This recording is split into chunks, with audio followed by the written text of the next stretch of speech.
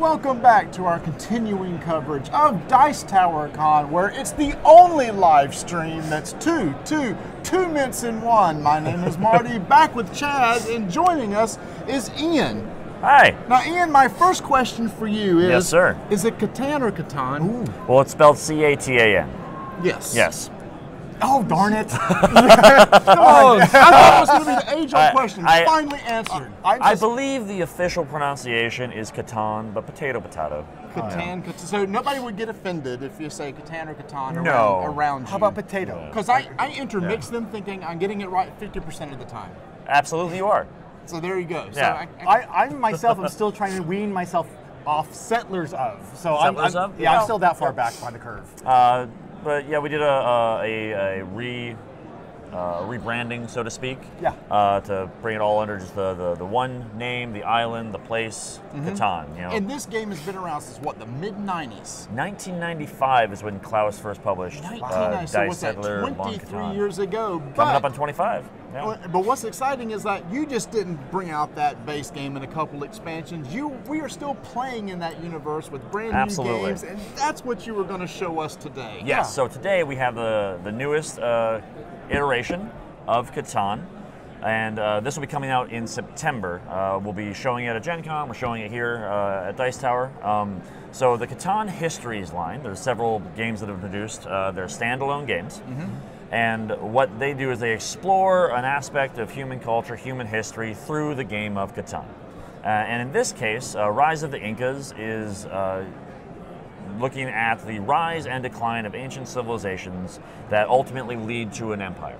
Okay. So the different tribes, different cultures will come up with their own advancements, their own techniques. Those will be absorbed or adapted by other cultures, and they'll eventually reach a pinnacle of their society. So just make sure I understand. This is not an expansion to the base game. This correct. is a standalone game. Standalone game. So you don't need to buy the base game. Just have this. You got a game. Yep. Absolutely. All right. And so during the game, you will play through 3 different eras, 3 different tribes. Each of those eras will be triggered by a personal victory point condition. Just like in Settlers of Catan, settlement is worth 1 victory point, city's worth 2. However, you're not playing to just 10 victory points straight up. Once you reach your first victory point threshold, which is 4, which is either 4 settlements or 2 settlements in a city, you will go into decline with your first tribe. Okay. When that happens, and we have a prototype copy here, we're still in production, you will remove all of your roads from the game to show that they are no longer being used by that old tribe. If you had longest road at that time, or I think it's longest trade route, you will lose that to the person who still has roads, or back to the supply. Okay. And then you will cover all of your settlements and cities in vines and ivy to show that the passage of time has reclaimed this settlement. It's like a really nice, clever visual clue right there. Absolutely, really yeah. And so those will be bright green and the different colors for the Catan pieces. And then you will take another settlement and find any open spot on the board, and you will start your second tribe from that place. Okay. New color or same? Same color. It's still your colors, but the tribes, the previous tribe that will be covered in ivy, that's in decline. You can no longer build from them. You can no longer build roads. You can no longer upgrade your settlements to cities. Okay. However, they will still produce you resources if their numbers roll. Nice. You will then build from your second era, your second tribe, up to another 4 victory point threshold. You'll go into decline again. Okay. And your third era, the first person to reach 3 victory points in their third era will usher in the Incan Empire. Okay. And so the interesting element once you go into decline is that, let's say that this was a really sweet spot, and somebody was like, man, I'm really jealous that you got to pick that in the beginning of the game. Well, nobody's living there anymore, so I'm going to build roads from my settlement over to yours, and then I'm going to build a settlement replacing yours with my color, and now that's my spot. So it creates a very dynamic game board as you're playing through each era. You can't really rely on the same resources as you go into another one, so that requires a lot more forward planning. Yes. Yeah. So can you reclaim your own? Absolutely, you can. Yeah. Okay. So if it was if you were really enjoying your development card strategy, you can try and get a spot for your second tribe and then build over there. What I like to do is hold on to a progress card that allows me to get resources or road building immediately. Once I go into my second era, I can then get that jump start. Okay. Yep. Which makes sense why the roads come off when you decline, because you'll need those roads to build back in instead of having them in place. Yep. Another interesting decision point is there will be times when you can build another settlement, but somebody else is about to, and you're like, well, I think I might wait because I want to build a settlement I want to build a settlement where your settlement is right now. So I'm going to wait till you go into decline, which I think you're going to do on your next turn, so I can just take that from you immediately. So I'm going to get in position. Yeah. Oh, neat. And when you go into your, when you start your third era, so your second era goes into decline, does the first era still stay on the board if there's anything there? If you have any remaining first era buildings, the first thing you'll do when you go into your third era, those will remove. It's been it's been too long in the passage of time. There's nothing there anymore. They've been completely reclaimed by the jungle. They'll be found by archaeologists. They're all cassette tapes and beta, so they're not useful anymore? Okay. Absolutely. Yeah, okay. So we're real excited about this. And there are a few other minor rule changes. So there are the Incas were really well known for establishing trade routes throughout the Andean regions and the jungles of Peru. So we have these commodities that you can use to trade for additional resources throughout the game. There's fish, there's cocoa, there's decorative ceremonial elements represented by feathers here, and you get those from the jungle or the sea. And so those are good ways to sweeten the trade. So if you know somebody is up getting cocoa and feathers, and you get fish, you can I'll give you this fish, so you get a set, so you can trade for a number of resources if you give me that. So everything else is pretty much the same base type rules as Catan. You're going to roll a die, you're going to generate resources based on the die result, then the trading begins. Correct, yes. So sheep for wood, as always, right? Well, in this case, it's alpacas. Is it alpacas or alpacas? Is it settlers of alpacas? Is it settlers of llamas and alpacas, Catan edition. Perfect. So we've all new art to represent the Andean region of Peru. The sculpts we'll see here represent they've been designed to do the high peaks of Incan architecture. So we're going to have a bunch of beautifully sculpted plastic pieces in here. And the same basic resources, but slightly altered to represent the region. Potatoes instead of wheat crops, alpacas instead of sheep, etc. I have a question. Yes. In Cities and Knights, yes, there's like the cloth and coin and the second tier resources that you kind of build up from the first. Yes. Is that the same idea with the feathers and the cocoa and the fish, or are they just 3 more resources that are available from the beginning that are used in a different way? It's more the second. They're more used to represent the trading ability of this region.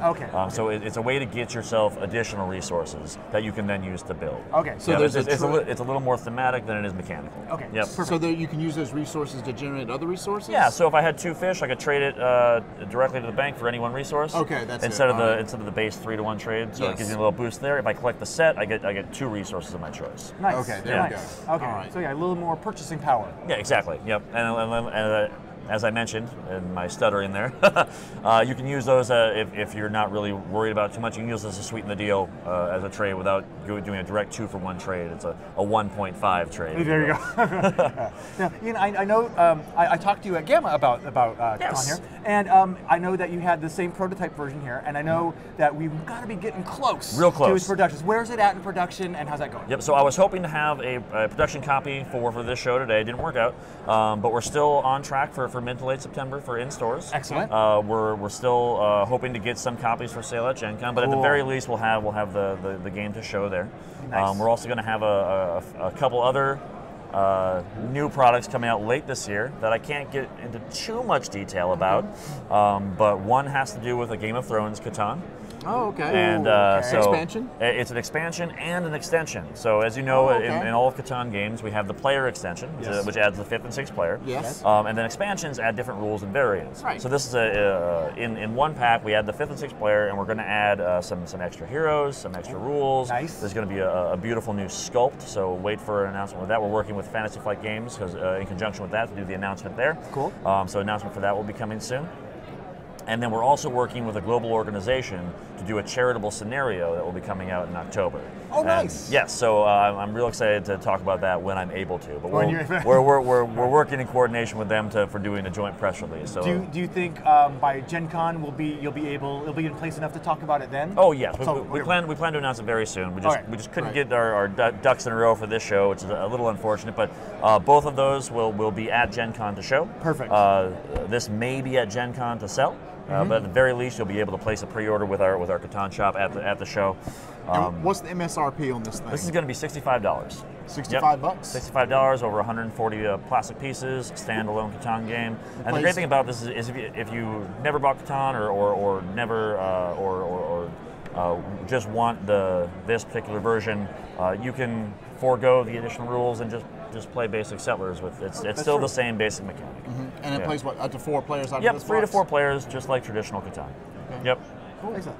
And he went with the plastic as opposed to wood from the original. So he's got it's all the plastic molds and everything for the pieces in this one. Yeah, so that this is in cooperation with our partners in Cosmos, and so the European editions tend to have plastic, but also we wanted to really show off as much of the Incan inspired as we could. So we have the architecture in here.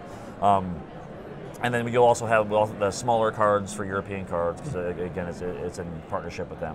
Yeah. And speaking of, this November, so stay tuned for our social media sites, we're hosting the World Championships for Catan in Cologne, Germany.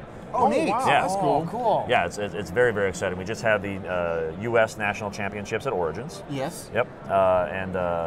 So the winner of that gets flown to Germany this year. Wow. And then to compete with, we're expecting, I want to say the last number I had, we're expecting over 70 participants from over 40 countries to attend. You're going to like stream that and all that? The plan is to have some sort of media coverage there, yes. Nice. Yeah, That's yeah. great. And that'll be real exciting. It's a really, to have all of those different nations come together and play a game.